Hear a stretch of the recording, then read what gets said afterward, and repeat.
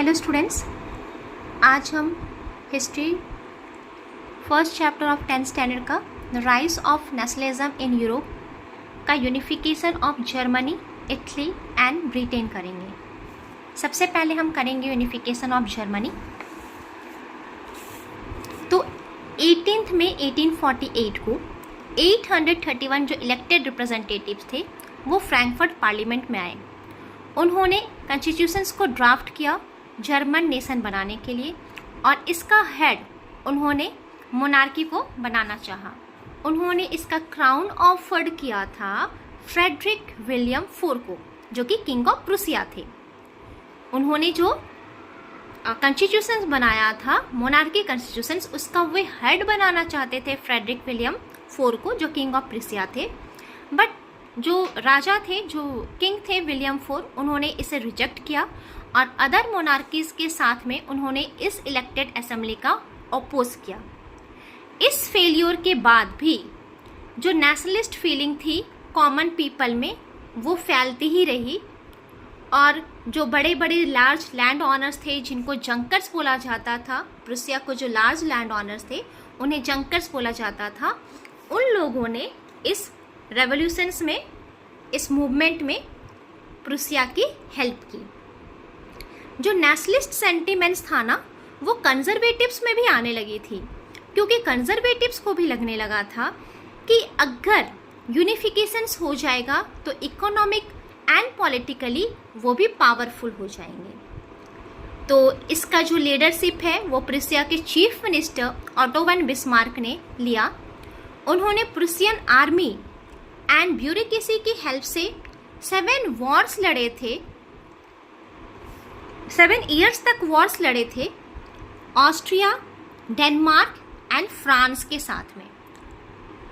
7 years तक war की थी प्रूसिया ने ऑस्ट्रिया, डेनमार्क एंड फ्रांस के साथ। लास्टली जाके जो प्रूसिया था उसकी जीत हुई थी, और इसी तरह यूनिफिकेशन ऑफ जर्मनी जाके पूरा हुआ। 18 जनवरी 1871 को जो प्रूसियन किंग थे विलियम I, उनको प्रोक्लेम्ड किया गया जर्मन एम्परर, और ये जो सेरेमनी हुई थी वो hall of mirror in the palace of Versailles में हुई थी। Unification of Italy. During the middle of 19th century Italy 7 states में डिवाइडेड था। ओनली 1 स्टेट जो कि सर्डिनिया पिडमॉन्ट था, वो वहाँ के प्रिंसली स्टेट्स के अंडर ही केवल रूल था। बाकी उसका जो नॉर्थ था वो ऑस्ट्रियन हैब्सबर्ग के अंदर में था, सेंट्रल पार्ट पोप के अंडर में था, and southern part bourbon king of Spain के अंडर में था। एक प्रॉब्लम ये भी थी कि जो वहाँ के इटालियन लैंग्वेज थे उसका कोई कॉमन फॉर्म नहीं था, अलग अलग रीजनल एंड लोकल लैंग्वेजेस होते थे। 1830s में गुसुपी मैजिनी ने ट्राइड किया था इटाली को यूनाइट करने के लिए। इसके लिए उन्होंने एक सीक्रेट सोसाइटी फॉर्म की थी जिसका नाम था यंग इटाली। बट ये जो रेवोल्यूशंस था गुसुपी मैजिनी का, वो फेल्ड हो गया था 1831 और 1848 में। इसके बाद इसका जो कमांड है वो सर्डिनिया पिडमॉन्ट के जो किंग थे विक्टर इमैनुएल II, उन्होंने लिया।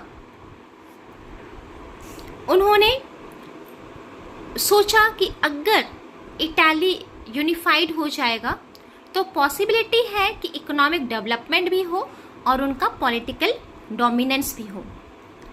द चीफ मिनिस्टर कैवियोर थे इस मूवमेंट को आगे बढ़ाया।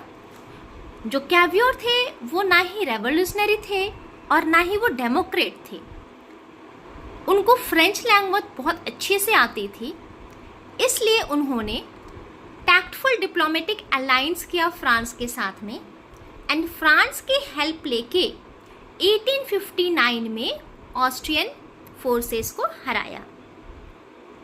इसके बाद गुसिपी गैरिबाल्डी 1860 में साउदर्न पार्ट में मार्च किए अपने आर्मीज के साथ में एंड वहाँ के लोकल पीजेंट्स के साथ में।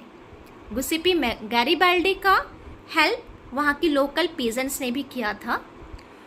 वो साउथ का जो किंगडम था 2 सिसिलीज, उस पे जीत हासिल की और वहाँ के जो स्पेनिश रूलर थे उनको वहाँ से भगा दिया। जो सेंट्रल पार्ट था वो पोप के अंडर में था। जब पोप ने देखा कि नॉर्दर्न पार्ट भी सार्डिनिया पिडमॉन्ट के अंदर में आ गया है, साउदर्न पोर्ट भी सार्डिनिया पिडमॉन्ट के अंडर में आ गया है, तो पोप ने सोचा कि अब सरेंडर करना ही सही रहेगा। तो उन्होंने सरेंडर किया अपने आप को, किंग इमैनुअल II के अंडर में उनको अपने आप को सरेंडर किया। 1861 में विक्टर इमैनुअल II को प्रोक्लेम्ड किया गया यूनाइटेड इटली के किंग के तौर पे। जो पीजेंट्स थे जिन्होंने हेल्प की थी गुसुपी गैरिबाल्डी के, जो एक्चुअली पॉपुलेशन था इटालियन पॉपुलेशन, वो इलिटरेसी था, वहाँ पे इलिटरेसी रेट काफ़ी ज़्यादा थी। वो अनअवेयर थे वहाँ के लिबरल नेशनलिस्ट आइडियोलॉजी के बारे में। उन्होंने जो गैरिबाल्डी की हेल्प की थी, उनको ये नहीं समझ में था कि वो क्यों हेल्प कर रहे हैं। एक्चुअली वो इटालिया वर्ड के बारे में कभी नहीं सुना था, कभी जानते नहीं थे इटालिया वर्ड के बारे में। तो उनको विश्वास था, उनको लगता था कि इटालिया मीन्स होता है ला टालिया, जो कि विक्टर इमैनुअल II की वाइफ है और उनको कब्जा कर लिया है साउदर्न पार्ट में। इसलिए उनको छुड़ाने के लिए उन्होंने गुसुपी गैरिबाल्डी की हेल्प की थी। Unification of Britain. ब्रिटेन का यूनिफिकेशन इटली और जर्मनी से अलग है। ब्रिटेन के यूनिफिकेशन को एक स्ट्रेंज केस बोला गया है, क्योंकि इसका जो यूनिफिकेशन था ये सडन रेवोल्यूशंस के थ्रू नहीं हुआ था। काफ़ी लंबा प्रोसेस चला था ब्रिटेन का यूनिफिकेशन के लिए।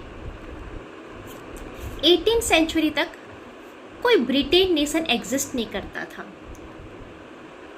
वो जो ब्रिटेन था वो एथनिक ग्रुप्स में बटा हुआ था, जैसे English, Wales, Scot and Irish.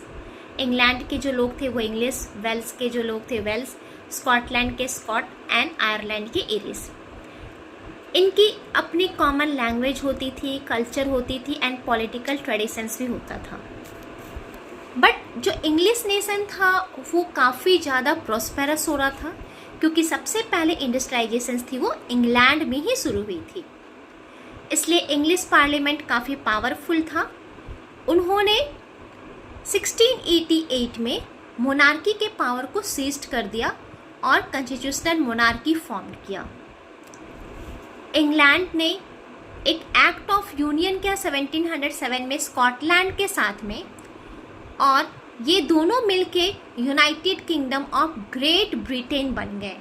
The act of union के थ्रू इंग्लैंड एंड स्कॉटलैंड ने दोनों फॉर्मेशन किया United kingdom of great Britain का। ब्रिटिश पार्लियामेंट में इंग्लिश मेंबर्स जो थे वे काफ़ी ज़्यादा थे। वो डोमिनेटेड थे क्योंकि वो प्रॉस्पेरस भी थे। उन्होंने जो स्कॉटलैंड के जो डिस्टिंक्टिव कल्चर थी, उनकी जो अलग कल्चर थी, उनकी अलग पॉलिटिकल इंस्टीट्यूशन थी, उन सबको सप्रेस्ड कर दिया। स्कॉटलैंड वालों को उनकी जो लैंग्वेज थी गेलिक लैंग्वेज, वो बोलने से मना किया गया। उनको नेशनल ड्रेस पहनने के लिए मना किया गया और फोर्सफुली उनको होमलैंड से भी हटा दिया गया। आयरलैंड का जो पॉपुलेशन था वो 2 भागों में डिवाइडेड था, कैथोलिक्स एंड प्रोटेस्टेंट। इंग्लिश जो है वो काफ़ी प्रॉस्पेरस थे, ये तो मैंने बताया ही। तो उन्होंने वहाँ के जो प्रोटेस्टेंट पॉपुलेशन था उनको हेल्प की। आयरलैंड की जो पॉपुलेशन थे जो कि प्रोटेस्टेंट थे, क्रिश्चियंस में जो प्रोटेस्टेंट एंड कैथोलिक्स होती उनके बारे में बता रही हूँ। तो जो आयरलैंड का जो पॉपुलेशन था प्रोटेस्टेंट, उनको उन लोगों ने हेल्प की ताकि वो अपना पावर आयरलैंड में स्थापित कर सके। इसके लिए वुल्फ टोन ने रेवोल्यूशंस भी किया था। आयरलैंड में रेवोल्यूशन भी हुई थी वुल्फ टोन एंड उनके यूनाइटेड एरिसमेंट के थ्रू 1798 में, बट वो फेल हो गया था। फोर्सफुली आयरलैंड को यूनाइटेड किंगडम के साथ में 1801 में मर्ज होना पड़ा। इसी तरह से finally new British nation formed हुआ बिकॉज जो इंग्लिश कल्चर था वो डोमिनेंट था।